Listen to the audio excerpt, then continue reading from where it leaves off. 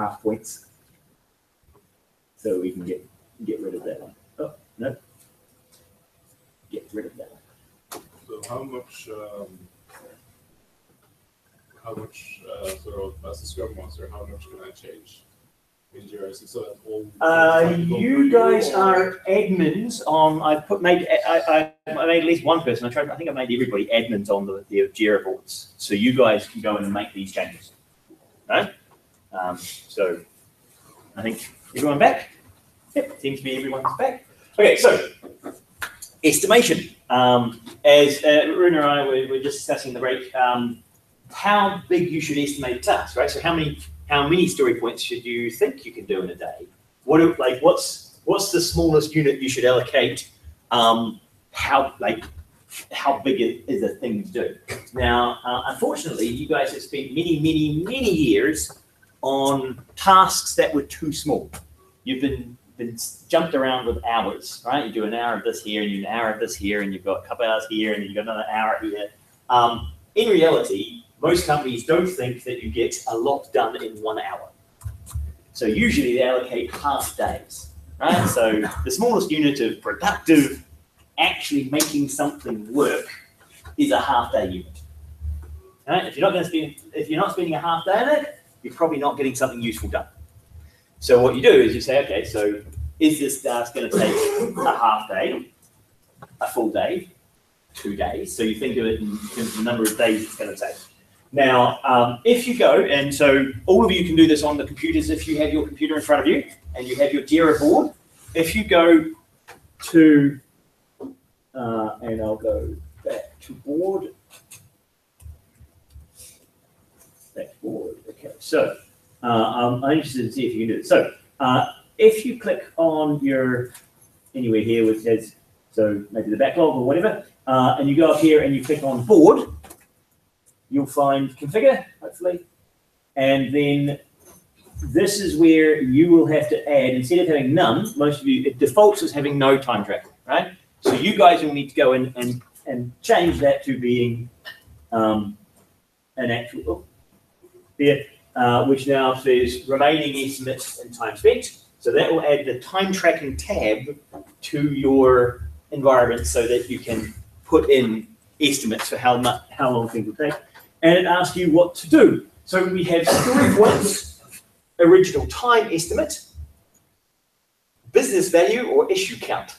Right? So these are different ways of interpreting just the number you put in there. Right? It's just a number, so it's up to you. Right? But those are its defaults, and we're going to stay with story points. That then allows us to do estimations, right? And put story points, and also still log time, but updates it to have those estimations. Now, if you have a look at Confluence's website on this, it also gives you a list of how to do this and what each of them mean. So story points, business value estimation based on business value, you can do original estimate. So yeah, so it gives you, so you can go and look up the documentation in Jira for those things as well. Okay, so hours versus story points. Story points, level of complexity. About a story point every half day is about right. We're also very interested in you understanding the difference between reality and your estimates. Your brain will fool you into thinking that you're amazing, which is great brain, lovely. It's nice to think we're amazing. But you will rewrite your history to say that you were good at something and that, yes, you always thought this would take you an hour, or you always thought it was going to take you a day. You can't remember a time when you didn't think that was a whole day task, right? Because if you don't write it down and look back and go, wow, I was so foolish a week ago, then your brain doesn't really give you access to the past in a clean, unfiltered way, right? It always kind of reapplies what's currently happening. So if you want to get better at estimating the future, you have to document what you estimate now, right? Write it down, because if you just wait to the end of the sprint and then go back and say, oh yeah, okay, so that one took me a day, so I'll just estimate, I'll write back in the backlog that it was going to take me this long, and I'll kind of make it up once I've done it. You never get better at estimating the future. because that's not what you're even trying to do. You're always just kind of looking back at the past and pretending like you were estimating. Right? So it's very important that you actually do that at the beginning of the task to get better, because for us, we're going to look at the burn down charts, right? We're going to look at your estimates. We're going to, one of the things we'll talk about. At university, we've generally been focused on the outputs, right? But the job of estimating has fallen to us as lecturers, right? We've had to estimate how big an assignment should be. We're stepping back now. You guys are going to have to estimate how big a job is, and we're going to be product owners, right? Which means we might ask you to do things which aren't possible to do in a semester, right? Because you guys have to work out how long you think things are going to take, right? We're not going to tell you, oh, we know that this will only take this length of time. That's part of what your job is now, right? So we're setting it. We have, for this course, tried to make sure that we're not blowing it out completely and giving you a massive research task where we know you're going to fail, right? So we're not trying to make you fail, but we're not going to estimate everything and make it like obvious that, oh, this is exactly what 2 weeks worth of work looks like. Right? You guys have to start making those estimates and start getting that wrong so you can start improving on it. But improving also means that you need to reflect on why was the estimation wrong? What did you get to think about, or so that the next time you can remember? Because just saying, okay, yeah, we overshot, or we didn't work as hard, or need to try to understand what's the reason for the off target, so that you can take that into account in the next phase, or the next step. Yeah. So that idea of estimating and reflecting, that's what these retrospectives, this is where reflecting. This is what you're going to use at least an hour every sprint on, is understanding why you got estimate wrong. Okay. So code and developing code, right? So we have stage, commit, push, right? So if you're using Git, you actually have a multi-stage process for getting a change you've made into a remote repository, right? If you're using the push to make it into the remote repository. So staging is where you look at what you've been doing on your machine and work out what bits of it should go into the repository, right?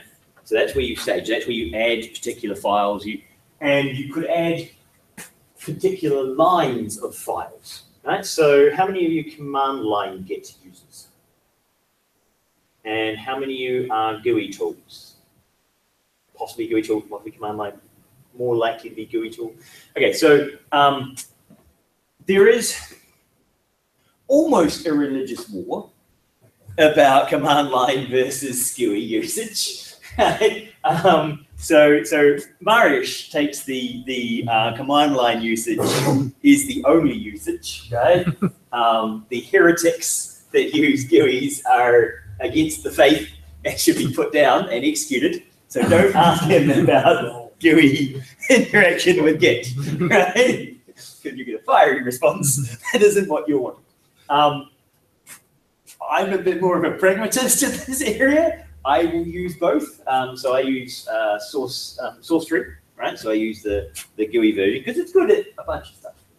But I also have Git bash and use command line because when you know you want it to work, you know you want to get it right, and so you do it in command line because then you know exactly what you're doing at every step, right?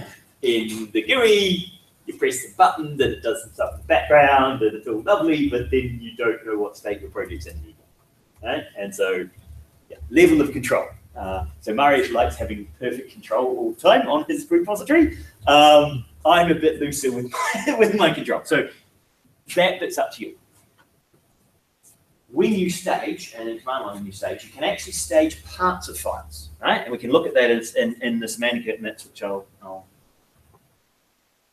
try and get to. We've got till 12, so I hopefully have fun. And so when you have an issue that you want to fix, right? And this is a change that you need to kind of make in your head, is that as programmers, what we often do is we're going through code and we'll see a bug and we'll go, oh, that's missed, and we'll just fix it and then keep going, right? And so although we're working on on a task of adding,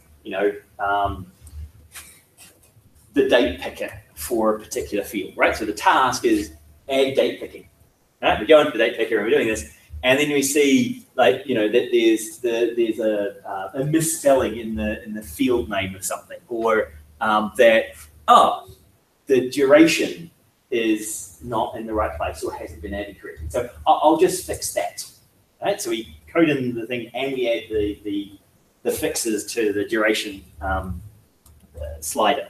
And then we commit that message and we commit it to the date picking task, right? Because that's the task it's working on. And so now there's a fix in the code for someone else, like that someone else had responsibility for, which I then went and tinkered with, and I've not said anything about it, and I've not had it in the commit messages. It just got changed. Right? Now, while you own all your code and it's all in your head, right? Then changing any bit of it, it's kind of okay because your head does a great job of this side talking to that side and connecting everything and trying to keep you up to date. Unless you're magic identical twins, you probably don't have a way of sharing your mental state with the other people in your group. So just because you know you change parts of their code for them, doesn't mean they know you change parts of their code. And so committing your changes to your issue and saying, that fix, that's a different issue, right? That actually is assigned to someone else. If I make that change, I'll just commit the lines of code connected with this issue when I commit that issue. This bit, I need to make a separate commit against an issue that belongs to them, because they'll have potentially a watch, an email notification when an issue they're watching gets changed. So when you update their issue, saying, this is issue 57, I'll put that in that I actually added these lines that were related to the issue they were dealing with. They get a notification, your issue's been updated. And they go, what the? And they go in there, come over and bash you for a bit and say, don't touch my issue. But so some people get very protective of their code, but at least then if they look at their issue, they'll see that you've done something, right? Because it is potential that if you go and fix something for someone, it actually breaks something they were intending, right? And although it looks like a fix, it might not actually be a fix because they're going to do something somewhere else. You often get if people are doing things in CSS and HTML, particularly if they're mixing them, right? So you see some style thing done in the HTML and think, no, that's wrong, I'll just fix that. And actually it's being fixed in the CSS, but you haven't loaded that CSS, so you don't see that it's been fixed, so and you just break things, right? So when you're committing and when you're staging changes, you can do this interactively in Git. The Git patch mode allows you to interactively select each change block, right? So you've got a block of changes within a file, you can selectively add them. In source tree, it makes it a bit easier because you just see them doing it, you can click on them to say, these lines are related to this issue. Make that commit, and then make another commit where you select the other lines and commit it to a different issue. Right?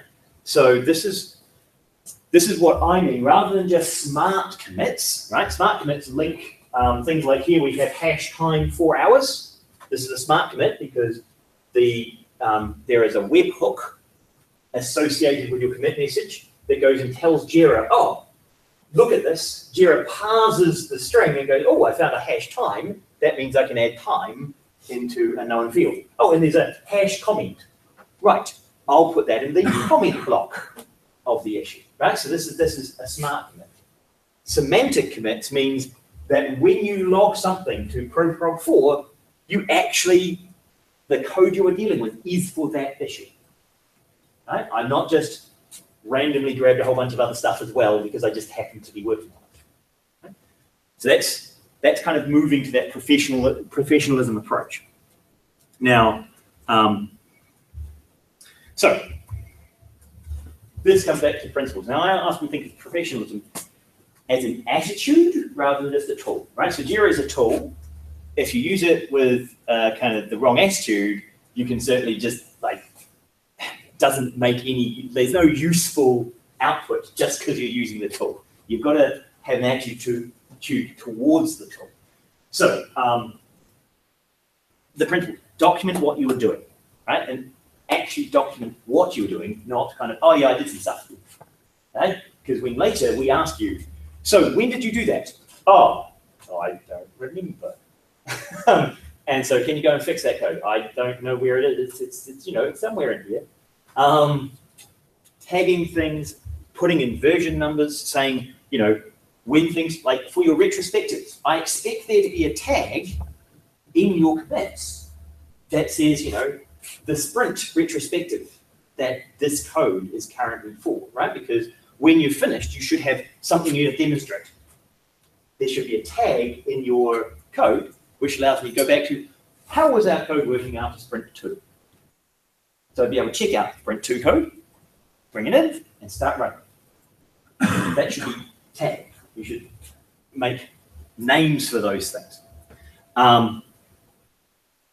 In committing, you so separate the changes that you do in time. Time is not as important as meaning in your commit messages, right? So when something was committed shouldn't be as important as which issue it was related to, right? Because remember, you've got a 2-week sprint. Because I don't care if you did it on the Thursday of that week. That should be irrelevant. It's that you're doing this issue. That's what's important, right? So that's why I talk about semantic. So additional time spent automating things and setting out your projects now and getting your processes right now saves you time later. Right? That's a principle. Computer scientists tend to sometimes get this wrong, where we spend too much time automating things we could have just done manually, because we have kind of almost a religious disgust of doing something by hand. There should be, you know, code that does this for me. And I know I'm guilty of doing that, where it would have been easier for me to just manually copy and paste each email address. But I've taken the file, put it into a spreadsheet, extracted the email, give myself a line, so I can copy this into the thing, so I don't have to manually do the task. I may or may not have saved time by doing the process, but it feels like I'm saving time. But what it has done, it means the next time I need to do this, I can paste it into the same sheet and get my output immediately, right? So I've put in time to automate part of the process.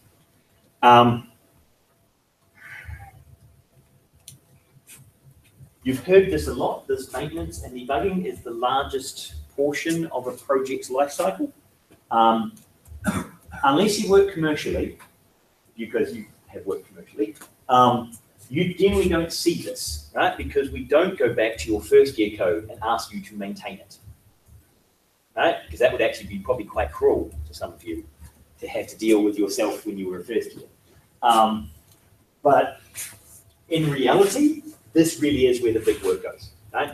And so while you're developing code, if you can document it properly and give us like CSV blame, where I can click on it and go, oh, it's that issue, that's why this code's here, right? That's where you get a lot of value. Do you guys want to see me doing, so I'm just thinking, because I've said about this stage commit push. Have you seen selective individual line staging?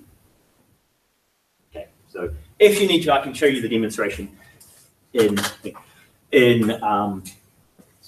source tree and in command line Git. So visualization tools. I use Git Inspector, which is a project from Karlskrona. Yeah. Oh, One of the Swedish university had this project where it goes through and actually does this for student repos. They actually specifically designed for grading large numbers of student repositories written in Git.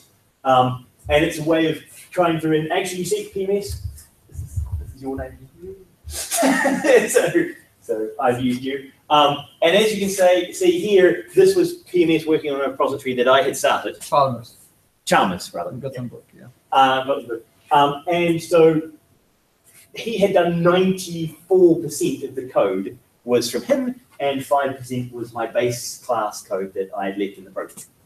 So this was just kind of estimates of complexity, estimates of the age of code, how, like what percent was in commits and those sort of things, right? So it's a way of inspecting your code base. When you go on GitHub or when you go on Bitbucket, you'll find like there are visualization tools, and there are lots and lots of visualization tools out there now, right? So you can, and in Jira, we have burn down charts and there are lots of reports that you can look at, because these are all ways of kind of understanding your process. And this is a way of understanding the code. So sometimes visualization of numbers is also very, very useful. So go and look for those tools. The other thing I'm going to talk about today, and I know my time is now 10 to? It's 10 to, yeah. 10 to. We'll start on code reviews. Right. We also expect you to do code reviews with each other. How many of you have done formal code reviews in a company or in a group? So some of you have done formal code reviews. Okay. Code reviews are probably one of the hardest things. Yes, I know.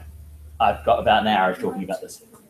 Yeah, I'm checking it. I think it's still 11 like last time. No. I'm pacing myself, but I'll start now. So showing your code to other people is one of those emotional transitions you need to make as a developer. Okay? Initially, when you start writing stuff, the same thing happens for people who are writing books, right? So a bunch of authors who start out writing a novel, they don't want to show anybody their half-completed, ill-conceived ideas that aren't right yet, right? They don't want to show anyone because it's theirs and it's not ready to show, right? And like Norwegians, I think, do this with their houses, right? You need to tell them when you're coming because they want to tidy it up to make it presentable for other people to see, right? As a programmer, your code will always be a bit messy, probably. And as you're making a code, it certainly will be messy. So you have to learn this process of saying, it's okay to show other people my mess. Right? It's okay to show them that I'm not good at this stuff, that sometimes I'm making mistakes. What we need to do is make it feel like everyone in your team is part of the family. Right? So you don't need an announcement that they're going to come and look at your code. You don't need to be given like 2 days notice so you can tidy everything up before they come and see it. Right? It's no, these are family. We're all working together here. We realize that there's going to be mess everywhere, so it's okay. You can come in and have a look at the code, and we'll chat about it. I know you're not going to judge me because of the current state of my code, right? Because we're all together in this. We're trying to make it better.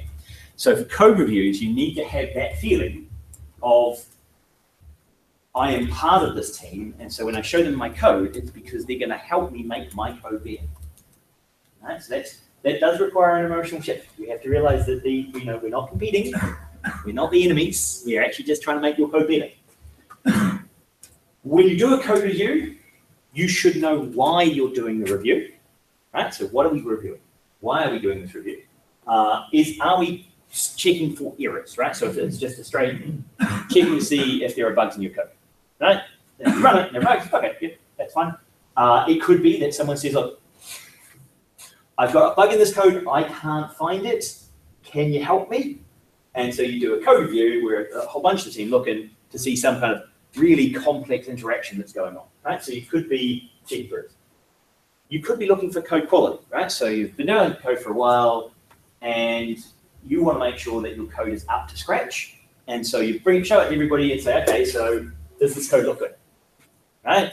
And it's not a question of is it right or wrong, it's does it say what it's supposed to say? Is it coded in the way that we expect our code to be in our code base? Will you, as a team, accept that this goes into the main production? Right? So you're talking about quality. You could be doing a code review to integrate with other people's code. Right? So sometimes when you've got you're about to do an integration, we'll do a code review. So I get to look over all of your code, you get to look over my code, and then we're going to integrate them together. So part of the review process is not to look at the code and change it. It's to look at the code and understand it so that we can merge it with the stuff I've been doing. And so it will change once it merges, but it's about the integration rather than the code itself. And understanding, is this code that we expect to use on many projects, and therefore everybody should know how it works, and it should be written in a way to be robust and maintainable and solid? Or is this just for that client because he wants purple buttons, and we'll just code up a quick hack for purple buttons because we don't ever want to have purple buttons again. And everyone else is happy with the standard buttons. So it's just a one-time hack that we put on top of our code and get it done, right? Rather than saying, oh, he wants purple buttons. Okay, we need to put a color selector into our button class that allows us to, when we create a button, go and find the full color version of it. And and then we need a color picker so we can go and pick a color from the client's sheet that they sent us so that we can make all the buttons fit the way they, right? Because that would be the reusable. Now we're going to add color changing as something our buttons do, right? So you have to understand what kind of code you're looking at and what the purpose of your review is.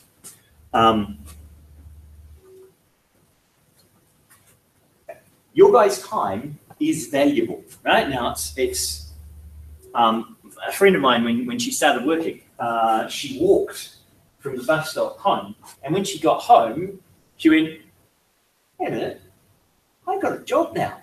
I could have paid for a taxi."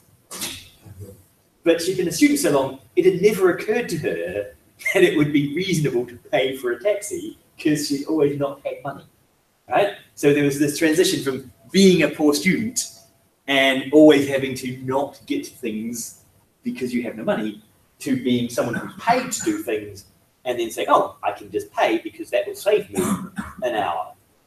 And that's a perfectly reasonable thing to do. Right?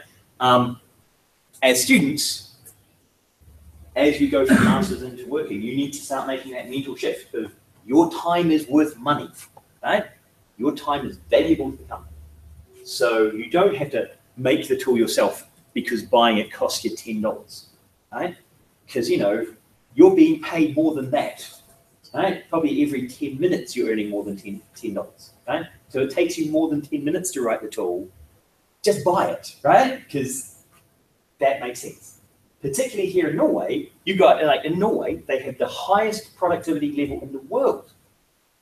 Not because Norwegians are faster and better at everything, although that would be nice, but because they tend to automate as much as possible. And because wages are so high, there is the capital to spend on automation rather than on people, right? Because people are very expensive. And so you make machines do things and you automate things. And it's worth spending money on automation. So every human hour spent is actually more productive because they're backed up by a massive amount of automation. So that's what we want to do here when we're reviewing code. We automate as much of the review as possible so that when we spend a human brain on our problem, that brain is doing something a computer can't do. Right? It's reviewing quality of things that can't be automated rather than just we haven't been bothered. Right? So if you've got code quality and you are just checking standard errors, then look at static code checks, right? And they're getting better and better. They're getting better at checking standard security potentially holes, right? You're looking for buffer overruns, you're looking for pointer arithmetic, a bunch of standard things are now automated. So you shouldn't waste the time of your very valuable brains on doing things the computer can do. Now, with Sonar Cloud, Sonar Cube, you can either use the cloud version or you can download it and run it yourself from your own server. There are a bunch of options and ways you can get static code checkers. When I was developing, the best we had was linters, which were a very primitive version of this that would just check some very simple things. These now get much better at automating these code analysis checks. There's several benefits from automation.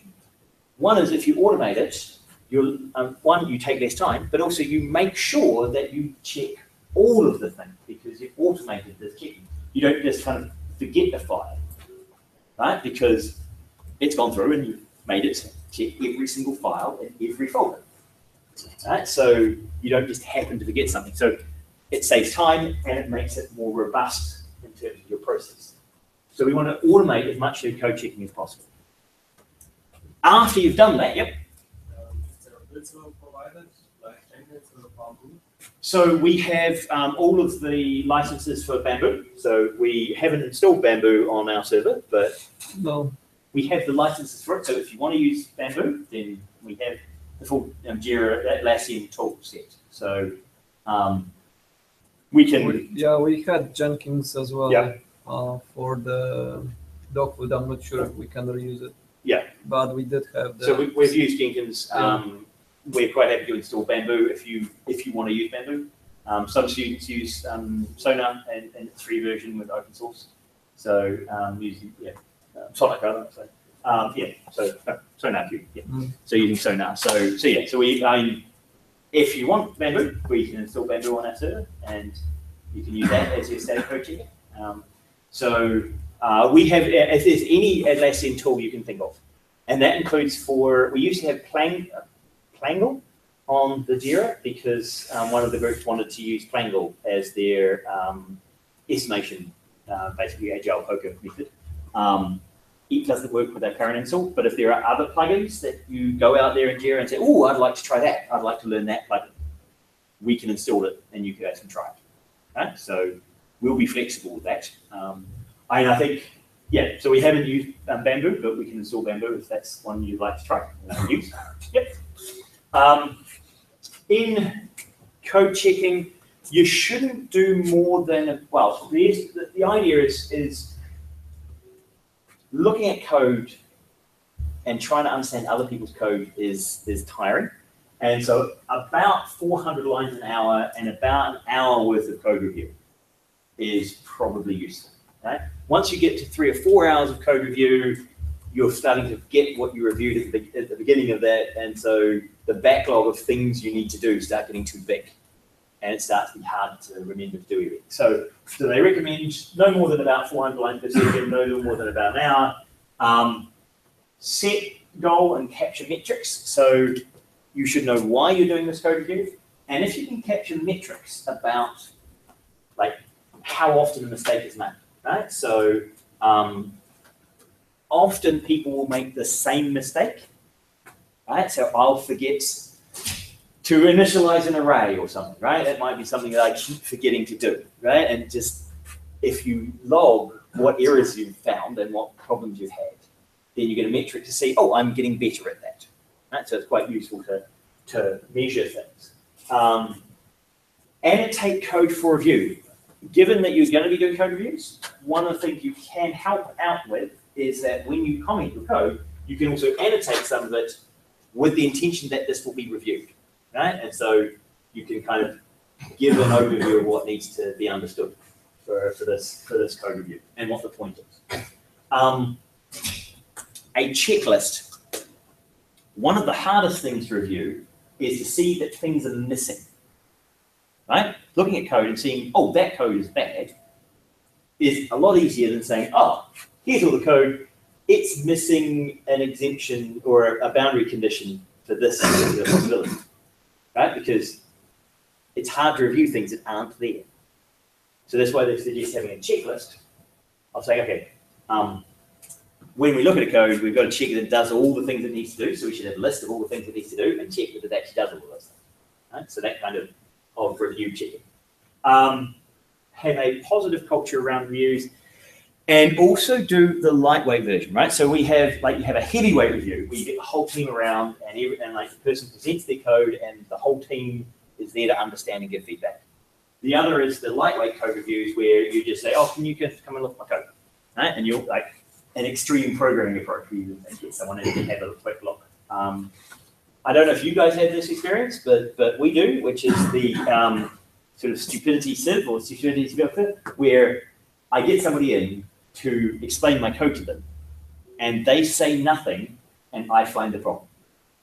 Because in the process of verbalizing what I'm trying to do and explaining it line by line, I go, that's the problem, thanks, and I fix it. And they stood there and said nothing and done nothing. They just looked blankly at me while I talk at them.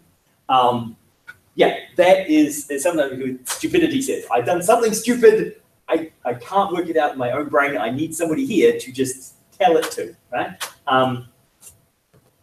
I used to do this with my cat at home. I'd sit my cat on my lap and I'd explain to my cat what my code was doing. And I fixed a lot of bugs that way.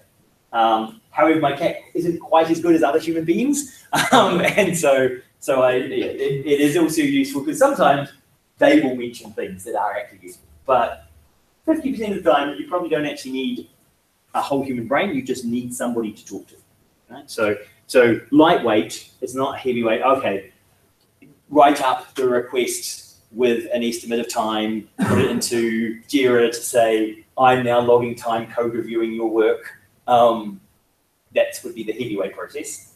You don't need to do that for every code review. For some code reviews, yes, you're going to take a half day and do an hour on your code, an hour on your code, an hour on your code, and that's going to be that half day. It's going to be code review day, and we'll do that. You'll find companies use Friday afternoon as a testing day often, right? So Friday afternoon, you're generally going to be making errors when you write code on a Friday afternoon.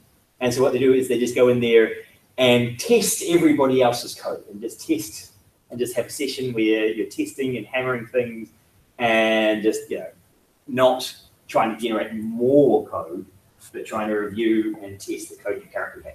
Right? So finding those kind of sessions are quite useful. We have information security as one of our groups here. There is such a thing called a security review. Did any of you do an undergrad in information security? We haven't. Right, so you're our security. That's a bit harsh. But if you're doing information security, you can do things such as a security code review.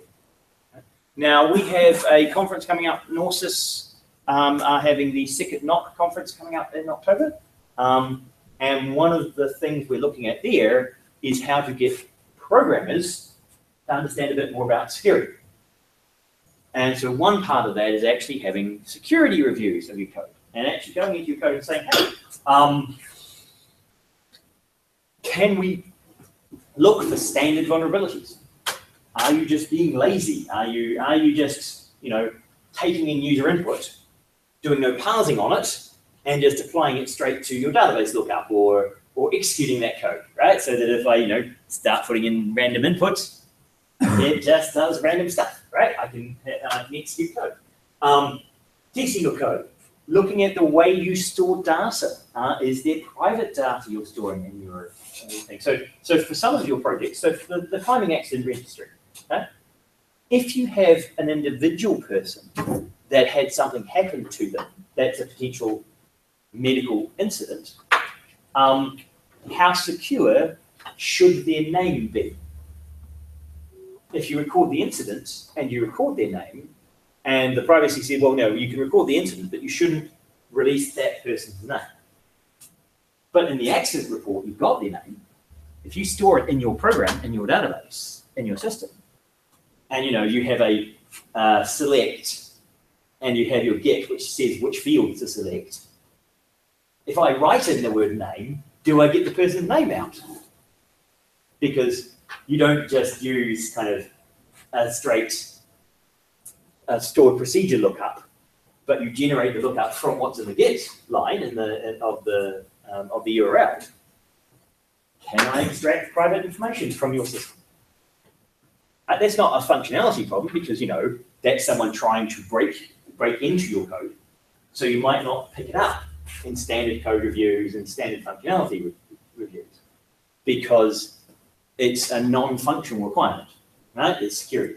So, but how are you storing your data? Is it secure? Can people get to it? Authentication.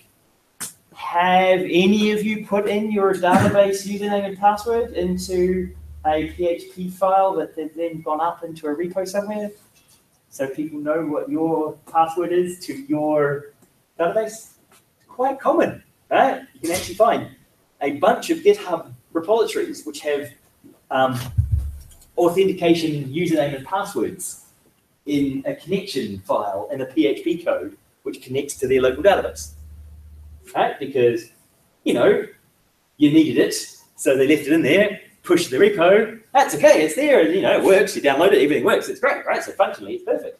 It's just not really very secure because someone can look in there and grab that and go start editing your database. And even worse is when they make that user an admin user so they can get to everything because they found it really hard to make it just a user because then they couldn't do things. So they make that an admin user, and then suddenly you give an admin control of your database to whoever happens to look in your GitHub repo. Right?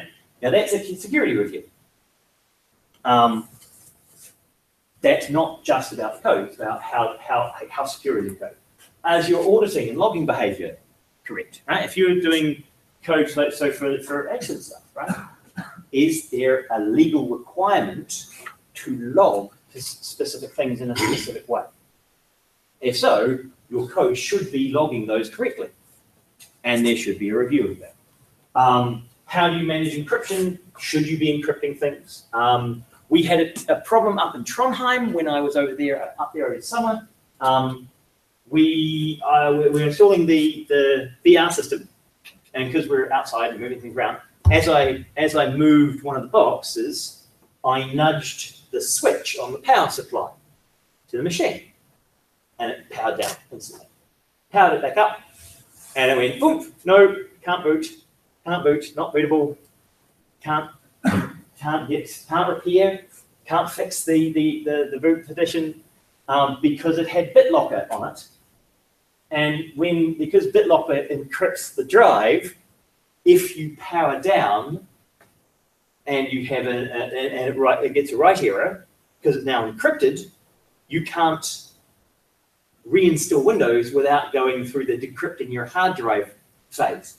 And so you then actually need to get the boot. You actually kind of need to have external media because it can't simultaneously decrypt itself and fix itself. So you need external media so that it can decrypt and then fix. So we couldn't get the machine working again. Now that was because the drive was encrypted. In Trondheim, they encrypt all drives with BitLocker. So any machine, all of their lab machines have BitLocker put on them to try and stop students stealing hard drives out of machines. Yeah. I don't know how many of you guys do that to the machines here. I don't know. It seems a bit cheap. I don't know. We should rip out hard drives and steal them. But apparently, that's something they do there.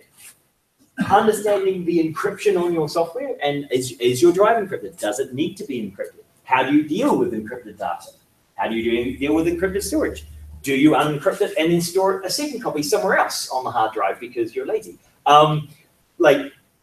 This is all part of kind of that review of your code. Is your code secure in the way it does things? And the last thing I was going to talk about before I show you some more examples was refactoring of code. Okay, so when we write code, we often have an idea in our head about how it's going to work. When we've written for a while, we suddenly realize that our idea of how it should work isn't consistent with how it's actually working. And at that point, we need to start thinking about refactoring the code and this thing called technical debt. Have any of you heard of technical debt? So we've got a few technical debt people. Okay, so there's this concept in business and development where when you write code, sometimes you may have to make a choice as to, I'm going to get this working now, and I'm going to fix it later, right? I'll just get it going, and I'll clean it up later. I know I'm putting this in the wrong place, right? I know that this should be, this particular function should be, part of the animation tree, but I need to get this thing happening right now, so I'm going to put it here, and I'll fix it later, right? Anytime you think, I'll fix this later, you're adding technical debt to your code, right? You're making your code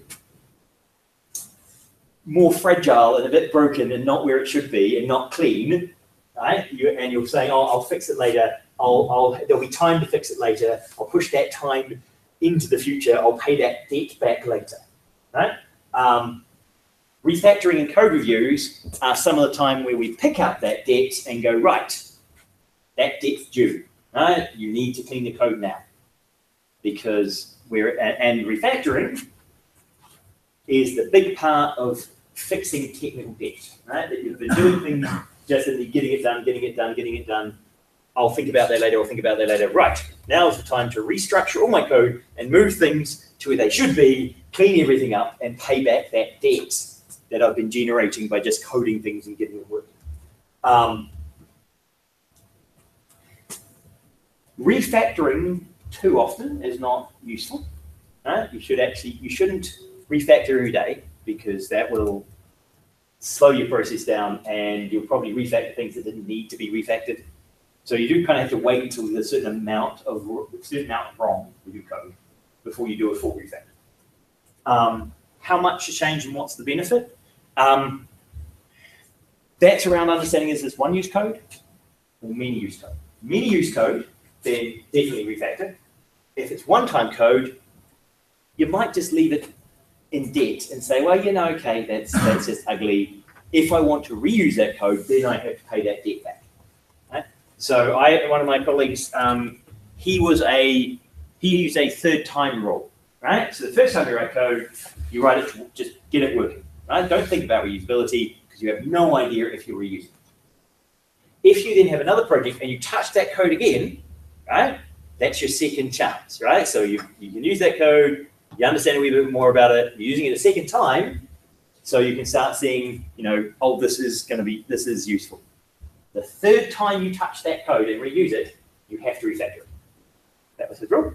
Because if you used it a third time, you're probably going to use it a fourth and fifth and sixth time, and then it should be clean and good to use. Right? So you have to pay that debt back if you use it a third time. Right? That was his rule for refactoring and cleaning up code.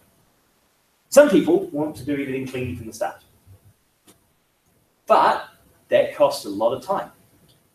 So you have to work out, when do you have the time to spend? Right? So I see you kind of nodding away and saying, but I'd rather do it clean from the start. I have too much examples where I have referred to bad code and it costs more time to understand what I've written there, or it's not me, what another person has written there, to understand what he has done there, and then go through everything, and then I have to refactor it in my mind to understand it, and in this time I could have written it refactored. You could have written it from scratch even, yeah. So this term technical debt, right? So that's where you look at a house and go, if I buy that house, I'm going to spend more fixing it than if I just knock it down and build a new house. Right? The technical debt in that code is so great that there is no point trying to use it, because the debt is greater than the value. Right? So that's basically what you'll found there, is that the technical debt of that code was so large that it outweighed the actual value of the code, and it would have been better to spend your time writing the code fresh. Right? Now,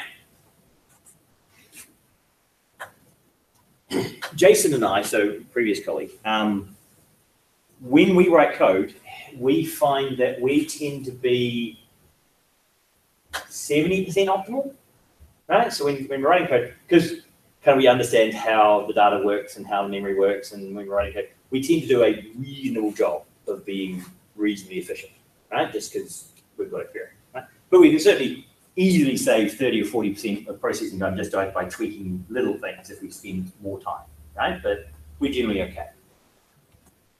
Some of our PhD students, and we had this with one student, they were doing a image processing task, right? So they're doing an image processing task in Java, and instead of using an array and editing each element in an array, they used Java append, and they took each cell and they appended it to the current picture. And the way that Java does memory is that each time you do an append, it reallocates memory to be slightly larger, then copies the previous memory into that new memory and puts the new element in. So when they were processing an image, they were doing one frame every 10 seconds. Right? So we reprogrammed it and just put it into an array, and we're up to 20 frames a second. Right? So depending on, it's hard to sometimes work out whether they've got a massive debt, as in I can't fix this because it's so terrible and your code has been written so bad that we just throw it away and start again, or whether there's value outside the debt. I would say for undergraduate code, most of the time, it's probably more debt than value. So mostly reusing your stuff is probably a mistake. What we want to get you guys to by the end of your degree is, like Math Masters, is that when you create code, your technical debt is much lower than the value of the code. Right? So you should be writing code that can be fixed and reused. Even your base, I'm doing this once code isn't completely terrible. Right? So it's kind of finding that balance. But yeah, no, as you say, it's a challenge, right? And this is a challenge of using APIs, right? When like choosing to use an API versus writing it yourself, sometimes very hard to work out what the right balance is. Because I teach gaming programs, a bunch of them think that they'll be able to write their own engine. And so they start writing an engine, and then by the end of the semester go, wow, so much to do. And I just didn't get anywhere near where I thought I'd get to. And then they go, well, you know, using Unreal or Unity does save you a lot of time because they're massive engines. And so rewriting it from scratch yourself, that bigger problem, isn't a clever idea. Right? However, there are some things, some libraries that you can rewrite yourself, right? That are small and do a particular job. So you don't need to use someone else's code for it. So finding that balance is tricky. Most of the stuff you guys, if you're doing vision processing, some of you doing the color stuff, OpenCV and MATLAB do a bunch of stuff for you, right? And rewriting a bunch of that stuff isn't easy. MATLAB's a bit slow, so you might want to rewrite it if you want efficiency. But yeah, the value is definitely higher than the technical build. Okay, so what I was going to now show you, and seeing that was the end of my slides, is some practical examples of doing this so that we can see, and if I close that, do I get, no, because Microsoft believes once I do dual screen, I should say dual screen forever. It's one of the things I hate about PowerPoint is it takes control of your screen and then crashes. So, and also Windows when it crashes. Display. So, okay,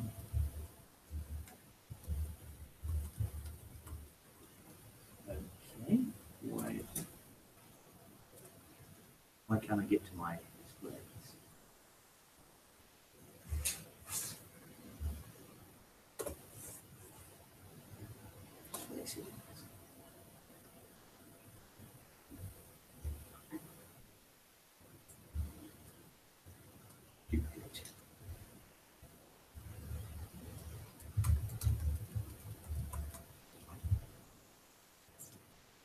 Done. Come on. Oh no. Okay. Yes, so my machine just crashed. So yes, yeah, no, it's just crashed. Control-Alt-Delete crashed.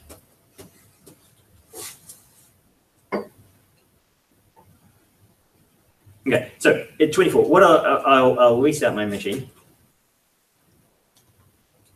and see if that works. So what I was going to show you is looking at some of those links and setting up some of your repositories for your Jira and seeing how we link code. Right, so I can show you examples of smart commits. Right? Who's got some examples of smart commit they've done? You've got some examples of smart commits. So have you done that in the Jira that we're currently set up or previously? Previously in my company. Right. Who's going to use, well, so which tool are we going to use? Are we going to use Bitbucket as their repository? GitHub? You don't know yet. GitHub, so we've got at least a couple of GitHubs, right? So what we can do is we can set up the link between Jira and those individual repos. I think I might need to do those as administrator because they're, because there are some things that I, as the administrator of the Jira account, can do, which you guys can't do. So, okay. Sorry about having a machine that crashes.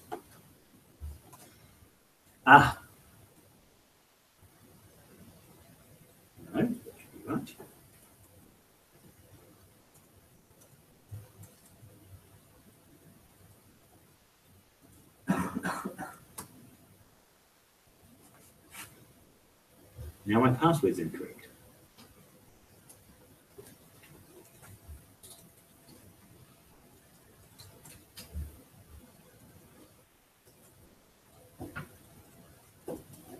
Ah.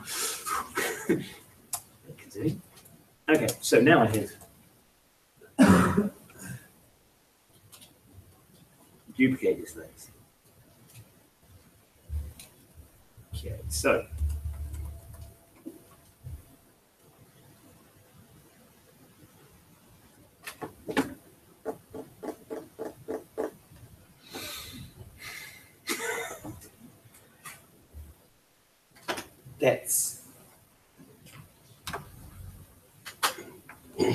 that's craziness.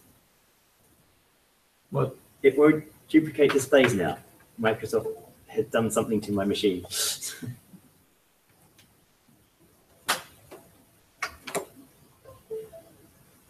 Now it's Right. now it's back. So no, but no, right here. I'll do that later. Okay, so if we have a look at some source tree, yeah, I have to get the name, but we go to Git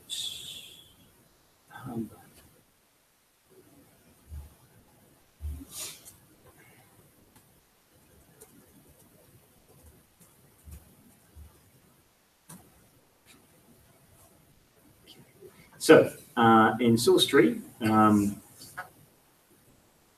you can have a look at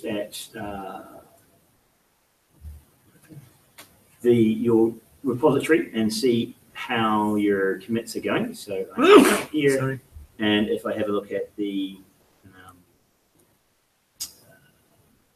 360 shared code, this one. Okay. Select folder. Okay, so here I've got code, and you see you've got over here you've got that's really hard to see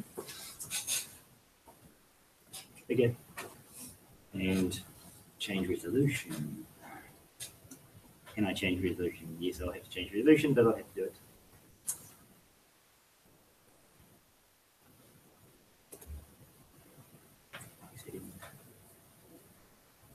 Let's get this better for you guys. So,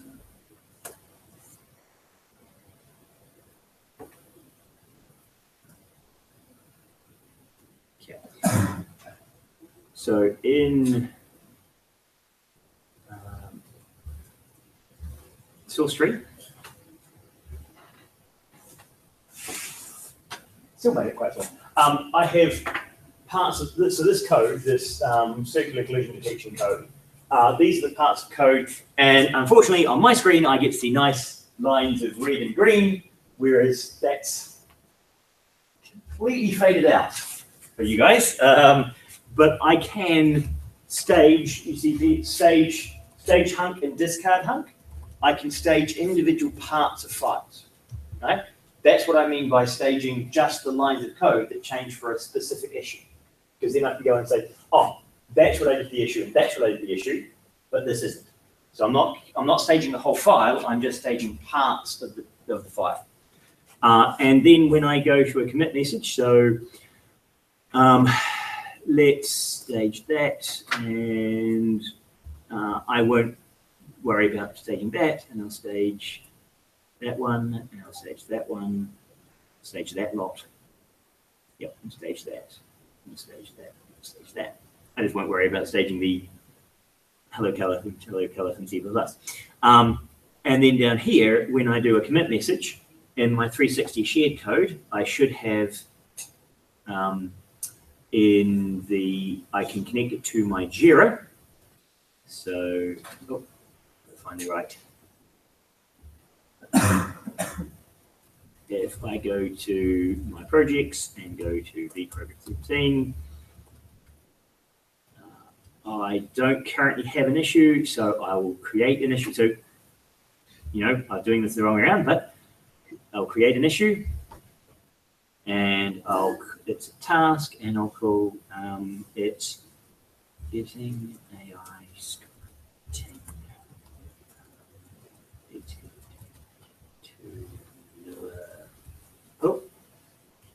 I hit enter.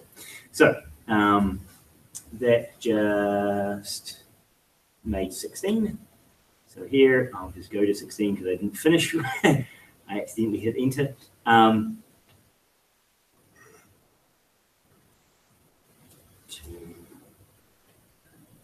3.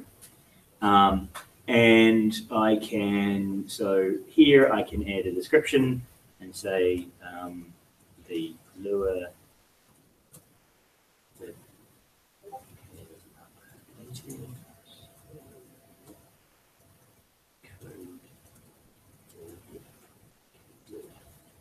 right, so and I can then save that. Now, so this is an issue. It has version, it is GProg 17-16.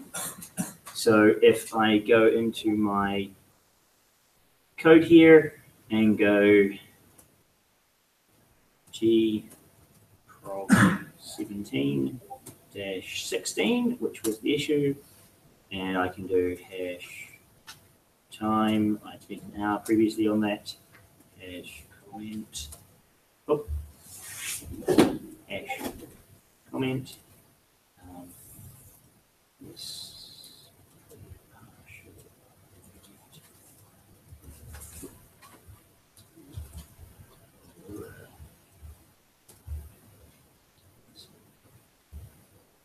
Plus.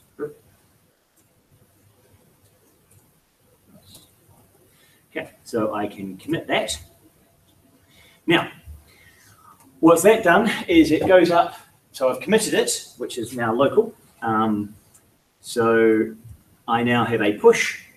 So when I push that, it goes to the master branch.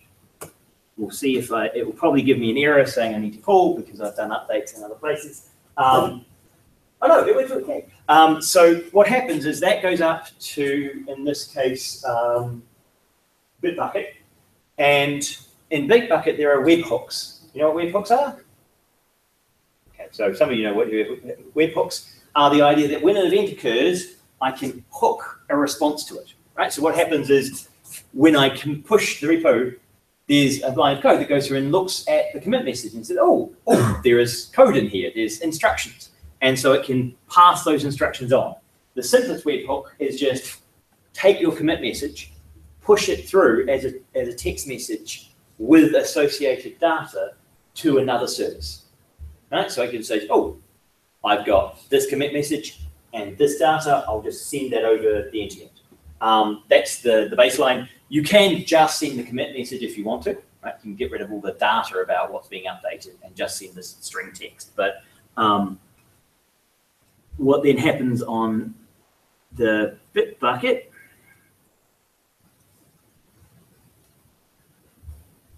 is that I log in and I log in with me.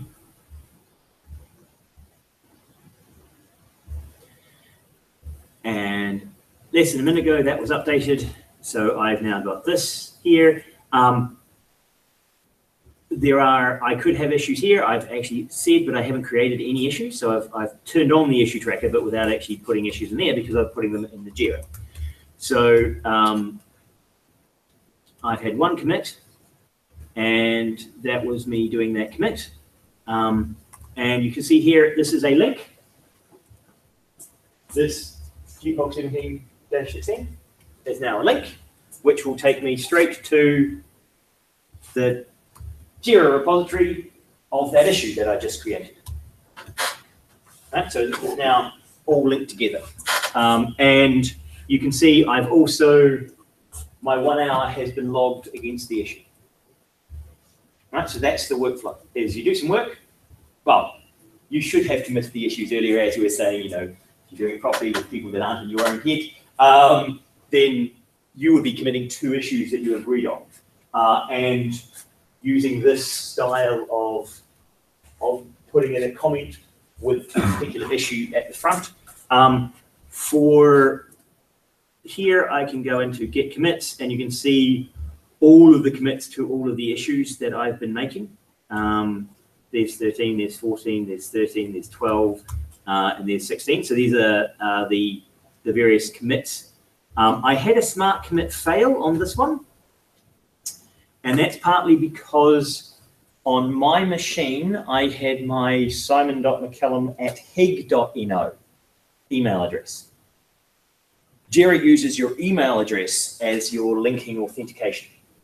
So if you've got different email addresses on your commit message than on your profile, it will give you an error saying, no, that's broken. That's not a smart commit, right? So it knows about this commit, this one that says here, the smart commit error. It knows about it, but it won't let me push time into the project or it won't let me do smart things to the project because I'm not me. I'm just some random person who said something about the project, right? So that's one of the things you have to check. Also, in your project settings, when you look at under, where are they? Tools. So here you can see I've got the connection, and the development tools, I've got the connection between my Bitbucket cloud, right? So it's in this area that does the actual connection on this end. And if we're setting it up for you individually, I have to have permission into your, if you've got a private repo, you need to set an OAuth from Jira into Bitbucket to say, hey, you're allowed to see that repository, right? Because that's, you've got to have permission to go back and forth, right? And so if, depending on which one you're using, there may be some time setting up permissions to get access to other repos, right? So what we do is also under here, under Git Commit, I think if we do, no, we're not selecting versions, where is it? I think it's under project settings. Notifications, develop tools, issue collections, where is it? I'll find it. I think it's my Git integration seems to have moved. Maybe it's up here under applications. So this is where I'm.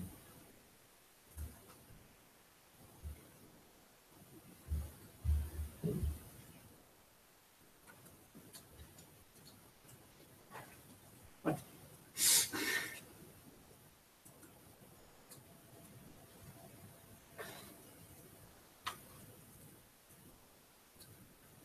Not that one. Oh, I have to speak up. So here under Git integration, I can do Git repositories. So here you can see I've also got repos connected. We can include. So this is where we do the GitHub repos, right? So I might have to configure that for you because it's kind of an admin high-level thing for doing it there, right? But we expect you to be able to do that kind of committing things in your command line and having it update the Jira issues and the Jira login. Okay, questions about that? Nope. So once you know which repository you use, we can add it here and it will link up with your issues. Yeah, one question. Yep. About something you mentioned before. Yep. Concerning different people analysis. Yep. So what can we do to fix this if we already have it? So in GitHub, so that was through the Bitbucket specifically. It was using the email as the connector.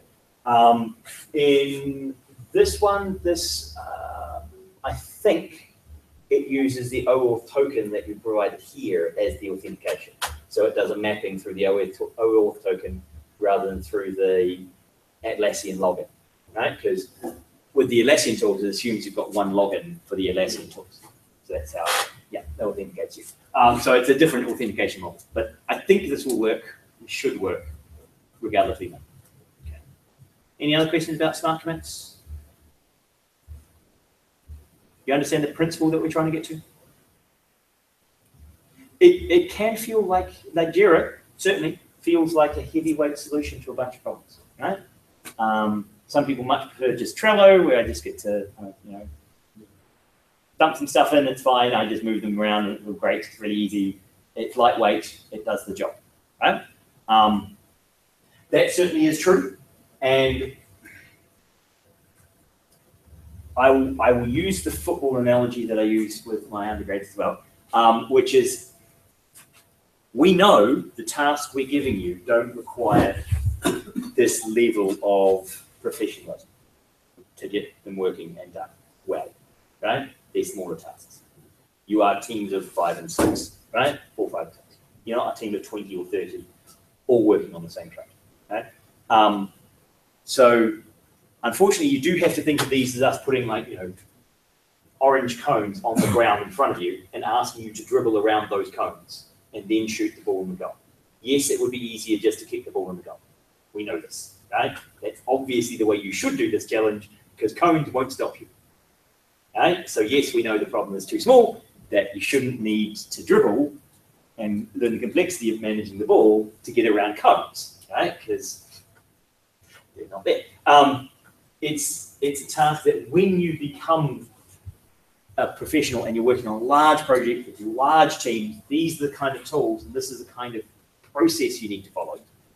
And this is the way you need to start thinking on multi-year projects with hundreds of developers. So we're trying to teach you that in a safe environment rather than just doing the simple Trello thing and then when you get to real job go, I have no idea what's going on. This seems insane. I can't do this, right? So yes, we understand there seems more overhead than there should be in a project. But it's partly trying to teach you a more complex system so that when you need the overhead, you've got the capability. That be true to Dee. Yeah. Just making sure, because she's the boss of this course. I'm the boss of other courses, but Dipti's in charge of this. Okay, any other questions? No, you guys wanting to start play? If you want me to update your repositories and you already know what code repo you have, we can do it right now. Otherwise, you can just send me links and I can fix it. I know I fixed logins for 2 people last night. So, yeah, you don't normally get support at like 11 o'clock on a Sunday night. Okay. Don't grow to expect that. You just got lucky because I was working on this at 12 o'clock last night. Yeah, so sometimes if you ask me for support, you'll get it in the middle of the night at crazy times, but not all the time, right? So unfortunately, we don't have a 24-hour response time agreement. Hmm? No 24 hours. There's no 24 hours help desk. There's a 24-hour insult desk. You want to ring us and have us shout at you for ringing us in the middle of the night? I can do that. But no, it's not 24-hour help desk, and we don't have a service level agreement on minimum downtimes and things. So we'll try and do our best. But if you're working in industry, you should look at service level agreements. Have you guys looked at service level agreements? Is that anything that ever come up? Okay. So when you're working particularly remotely and you're getting a service, look at the service level agreement, which is how fast they should respond, right? So when you've got a problem, what's the minimum time before they should give you an answer to that problem, right? So when you've got a cloud service or you're using you're outsourcing something, you have to look at your service level agreement to see what they actually are required to do when you have a problem, right? And you can kind of, in your teams, set up like minimum expectations of how long, like if I send you an email, how long before a team member must respond to that email? Right? So do you have a 24-hour minimum response time? Right? And say, anytime an email is sent that's about this group work, you must respond within 24 hours, even if to say, I'm working on it, I put the issue into Jira. Right? So you haven't done it yet, but you've registered that this is a problem and you put it into the system, right? So you could have that agreement. That would be a service, kind of the equivalent of a service level agreement around how quickly you respond, right? Our agreement is probably 3 days. Actually, so far it's very, very less. Right. So less than 3 days. Yeah. At the moment We usually respond in a couple of hours, I think. Yeah. So one of the things we used in first year last year was Piazza. And it has a average time between when a question is asked and when it gets answered. The standard is 3 days. so no, you can get grumpy at us after 3 days. Right? Within 3 days, you're not allowed to be grumpy. You just say, oh, that's the way it is. Once it's been 3 days, then yes, bug us and tell us, oi, come on, hurry up. But don't do like, so I specifically remember this with my, back at Otago, a student sent the head of department an email at 6 PM on a Friday. And when he got back to work on Monday morning, there were 4 follow-up emails from that student, annoyed that he hadn't got a response. And the head of department didn't feel particularly pleased that the student had complained 4 more times that he hadn't got a response for his after work on a Friday night email. So yeah, we're not that kind of 24-hour service, unfortunately. But we'll do our best. We do try and be faster, but if we're not, sorry, sometimes you'll have to try and work out for yourself. I've tried to give you admin as much as I can on things so that you're in charge of destroying your own stuff if that's what you want to do. And I'm not offering to fix everything. But yeah, so you have control. And as I said with Bamboo, if there are any of the Atlassian tools you want us to install or set up, we have licenses for pretty much everything. So if it's something you want to learn, we'll try and teach you. Okay, cool. Have a good Monday, and we'll see. I'll see some of you now, and we'll see some of you next week. Oh no, 2 weeks time.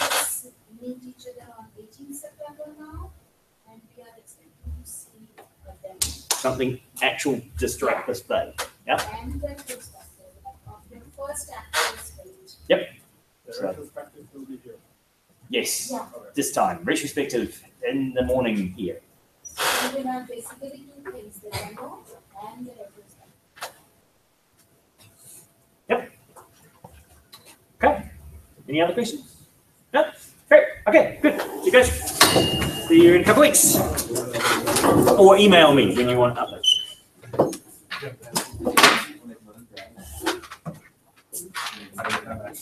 Aha, right. Okay, let's fix that right now. So if we go to users. So do you have access to documents? Yep. Yep. So, and the name is.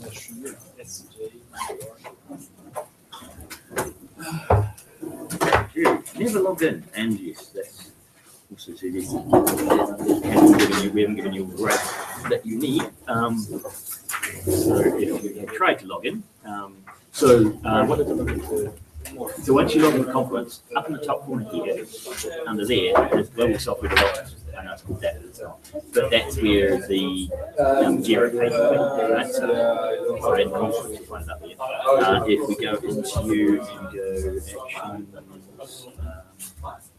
actions, users, where management.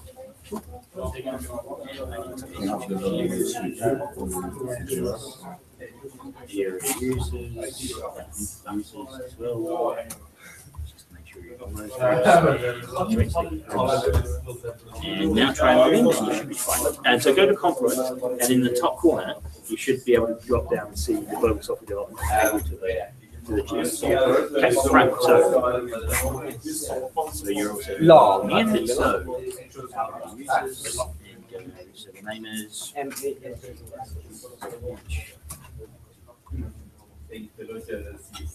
yeah, it's you. Yeah. Reset failed login. Sorry, it's because the group. Yeah, the group administration didn't do the thing it should have done. Manage groups. As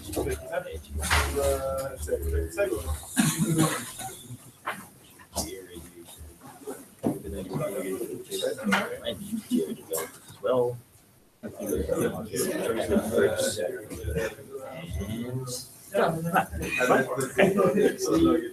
thing for Jira.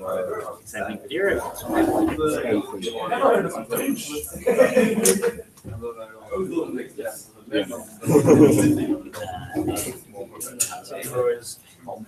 Yeah, we should like this should have been automated, but we didn't know that it wasn't going to be automated. So,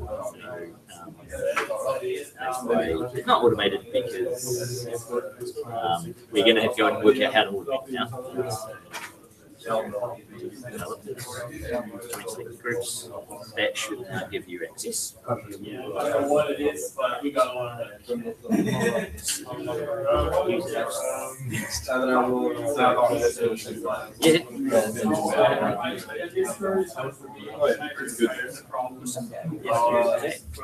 Reset the file these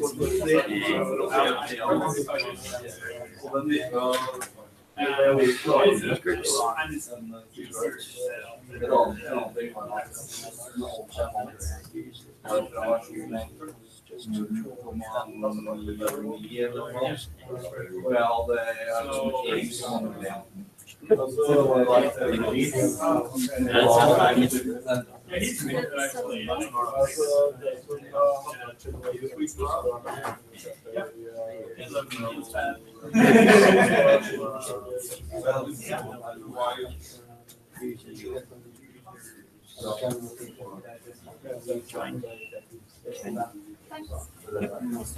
Yeah.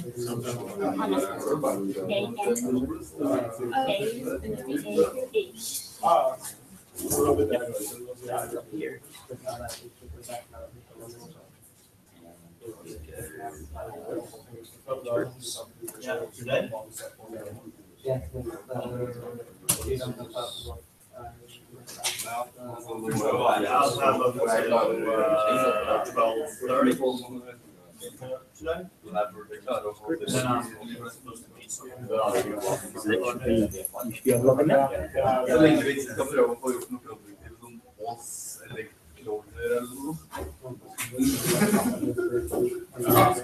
Right.